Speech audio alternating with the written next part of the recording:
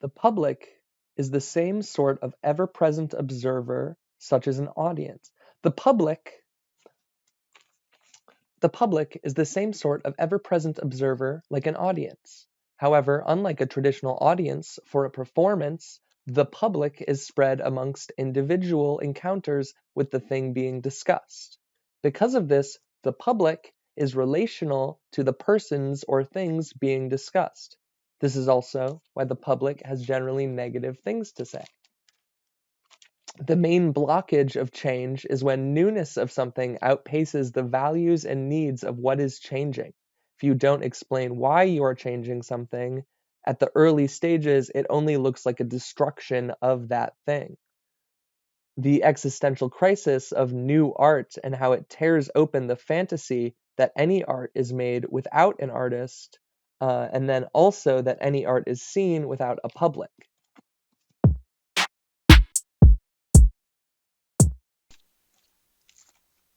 Okay, now time for something a little more cerebral, a little more talking, a little more free-form thought, a little less written down. Um, I read, it's something called like The Plight of the Public or The Public and Its Plight. I recently read Contemporary Art and the Plight of Its Public.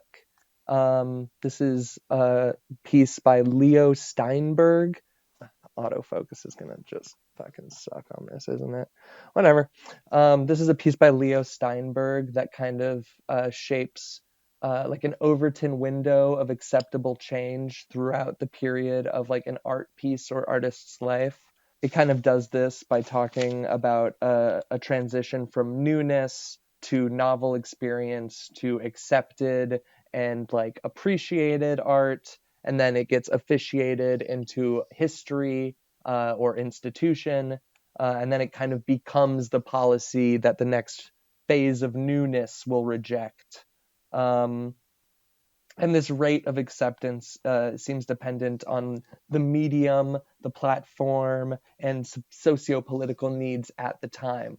Two histories: the history of something situated in time, the history of something situated in art, are like what would make the public. However, it's with the individualization of that experience that you move past the public and now have the viewer. Um, and all of this like made a lot of sense to a general public that goes to see art in public spaces.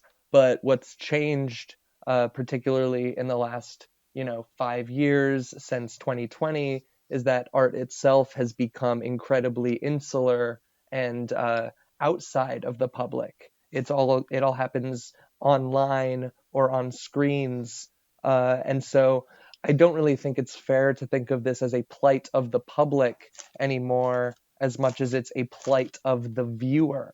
The public was sort of this role, and it was given to anyone who was perceiving or reacting to a piece of art, and that gave it specific contexts like place and history. There were obviously like personal biases that could reflect on this, but that was always seen as almost like a failing of one's self to detach from the art enough to properly connect to it.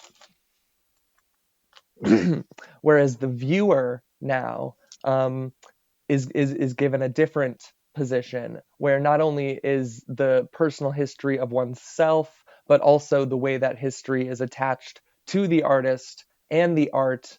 All kind of commingles now, because it wouldn't. As a viewer, you are not as separated from the art or artist as the public was. When you are part of something that is the public, that is kind of the knowing removal of oneself from the same circle as the artist. But as a viewer, you actually situate yourself next to the artist, because online art requires a certain level of relatability and like welcoming into the circle. So that Overton window of newness kind of gets shattered uh, because it's no longer situated in any linear or like overarching monocultural history. Like the public is deeply situated in the monoculture because it implies this sort of discussion happening. A public forum is exactly that, is a phrase that is used to imply open discussion.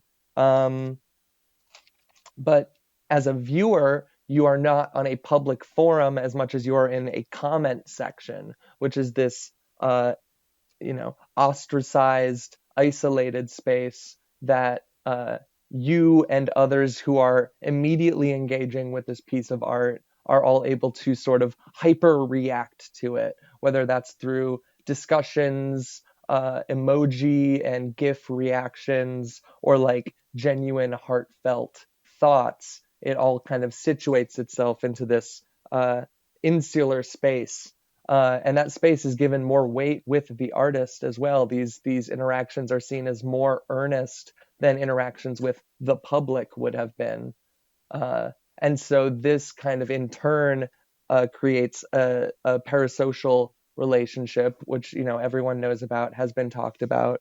But what's interesting to me is how that parasocial relationship gives more power to the viewer and also situates the artist in a space of needing to take on the role of their own viewer, in this sort of ever-present observer that exists now in the back of people's minds in the sort of age of the internet. There's not really time for oneself as much as there's time for oneself and this silent observing force. Uh, People would liken it to things like the surveillance state, and things like that. But I think it's mostly just this relationship that we've developed with everything, in that everything needs to be delivered to us and be accessible to us and be allowing of our comment on it. But at the same time, we do not give ourselves that same openness to a thing.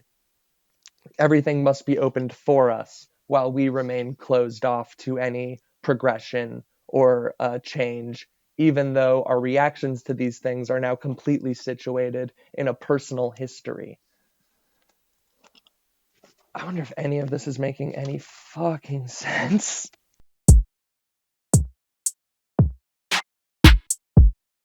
The thrill of pain caused by modern art is like an addiction.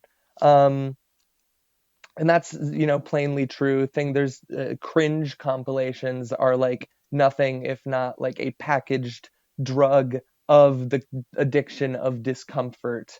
And with any addiction there is also this tolerance and a rise. It's hard to really feel like you can comment on contemporary art when you've also seen like the deepest of the avant-garde that is deviant art. um, these things all become sort of muddled, and that is where this personal history comes in. That it is not just about how an art piece relates to the history of the artist, the history of art itself, but how it situates to the history of the person perceiving it. Um, that relationship alone would kind of be considered the plight of the public, this removal or addition of personal history to an interaction with something. Um, that's kind of the basis for all reaction. Yeah, the plight is the addiction. The plight is what is addictive, because that plight can be sort of used now in the public forum of the comment section to uh, raise one's own value, right? So whether that's you describing on a Reddit for a YouTuber the way that their changes as a person are reflective of yourself, or how you have watched this person as a comfort creator for so long that their changes actually are upsetting to you. These things wouldn't matter in most art spaces, especially art spaces of like the past. It wouldn't it would be so inconsequential to actually bring up that, oh, this piece offends or affects me because of its the way it is situated to my political ideology. Um, you would be considered not engaging with the art itself as much as engaging with reaction. But those reactions now are the addiction that makes up all all interaction online, especially.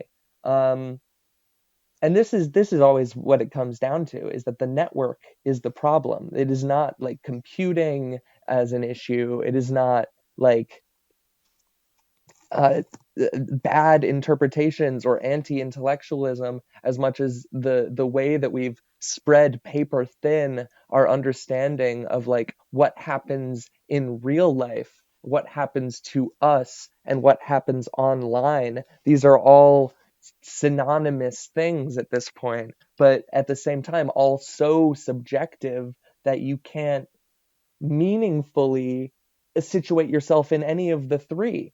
If you tried to look for any actual meaning in any of that, you would find none. And then people wonder why we have this quote unquote meaning crisis. But it's because we've burnt out the receptors for meaning in our brains with this addiction to the plight of being the viewer. The plight of the public could be situated in a need to learn more or a need to spend more time either with the art or with oneself to gain a better understanding of it or to fully reject it. But instead, now these things are all kind of meaninglessly kept together.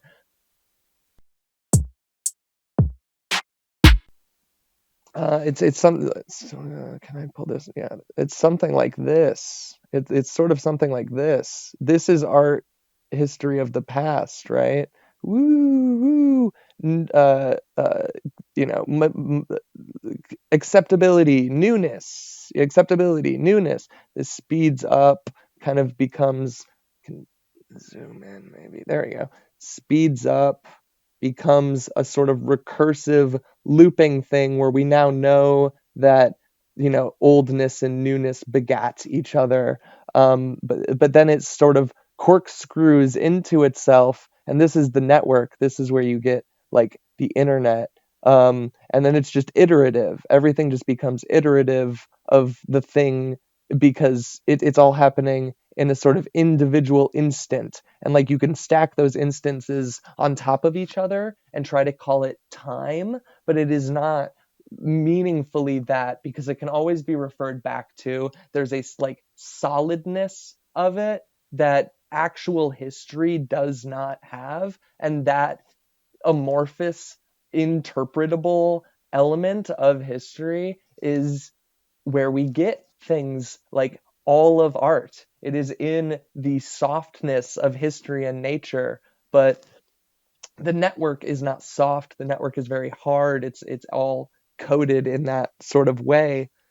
And not only can your individual experiences, impact the art in its creation in a seemingly real way, but also it can sort of make or break the person who is engaging with it.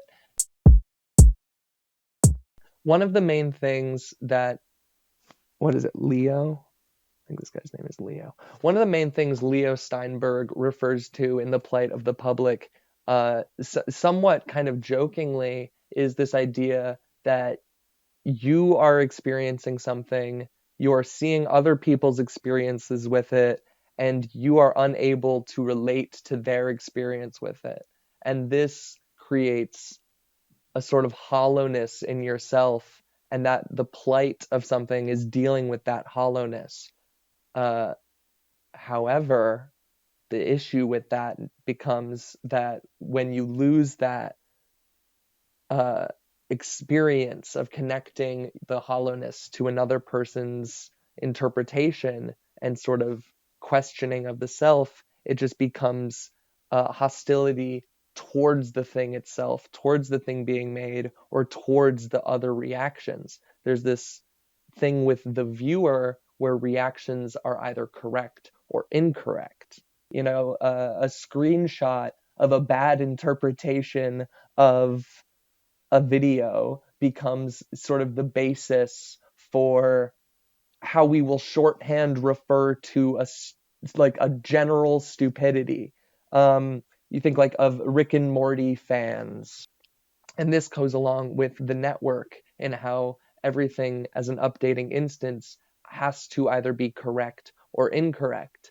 You think of something like the Nostalgia Critics The Wall video. This is an individual interpretation of something. However, because of its connection to history, because of other people's connections with that piece, it is also treated as like the thesis of like a bad interpretation. It is treated as like the height of incorrect interpretation, but at the end of the day, it is just an interpretation. It was an interpretation with a great deal of maybe effort put into it, but it was still just an interpretation of something.